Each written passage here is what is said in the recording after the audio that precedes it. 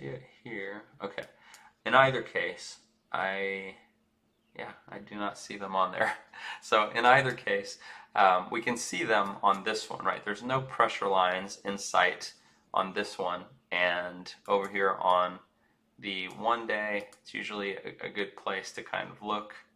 If I turn these on, I double check them, 1 week, 2 week, just want to see what's going on in this vicinity. And there is one below us, right? So there is one below us that we would have to break. And if I want to plot it, then I can. Don't be afraid to use your charts, right? So give or take, and then sync in the layout. And now we have a rough idea of where our line is, right? So now I can hit shift and then the left arrow, it will move this over. And then if I want to, I can clone this to where, oh, not clone it, I'm sorry.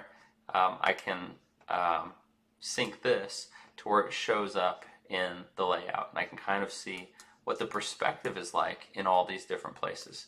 So if I were thinking short is my move, and I'm using the 4-hour momentum, right? This was like 12 hours of intense move upward, 12 hours of intense move downward. If I believe down is the move that I'm seeking, then this is probably the data that I want to be evaluating, right here, right now.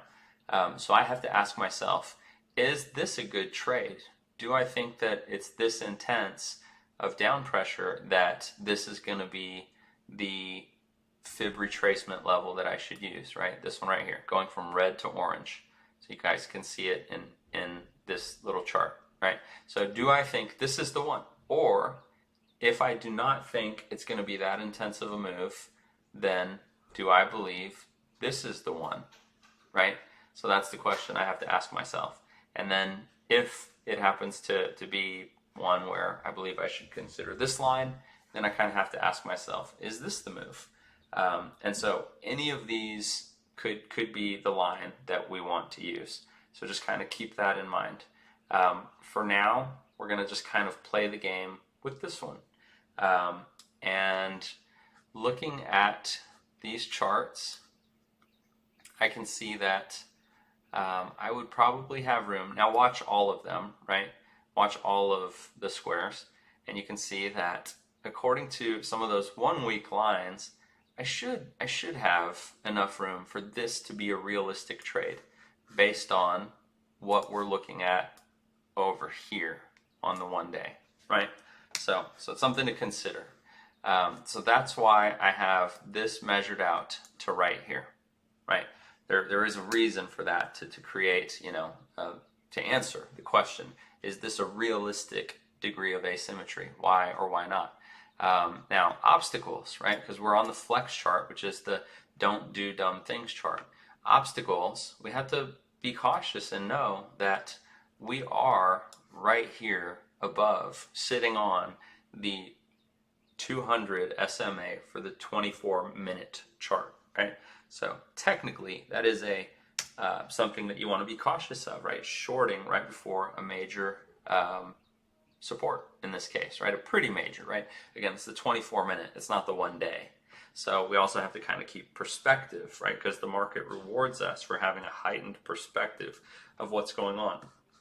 There's never a need to FOMO, as crazy as that sounds. There's never a need to rush into a trade.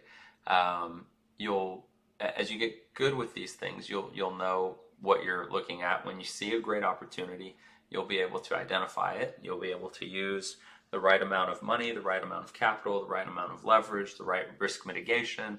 You'll know the level at which you want to commit to the move. You'll know if you're willing to go upside down, $100, $200, $500, just again, depending on your psychology of money and what your target ROI is. You'll know these things and they'll come to you more intuitively as you gain experience, right? So again, a lot of different reasons, like that blue 1 day movement monitor, a lot of different reasons to short in the bigger picture. Now in the smaller picture, we do not have much in the way of pressure, right? We do not have too much in the way of clean trends, right? That's something that I would like to have. It would be better if we had it. Even for a demo, it would be better if we had it.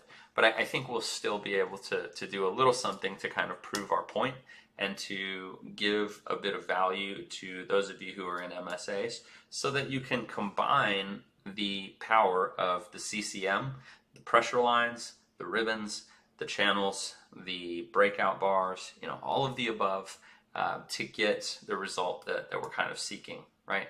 So all of this will kind of help us out. Give me 1 second here.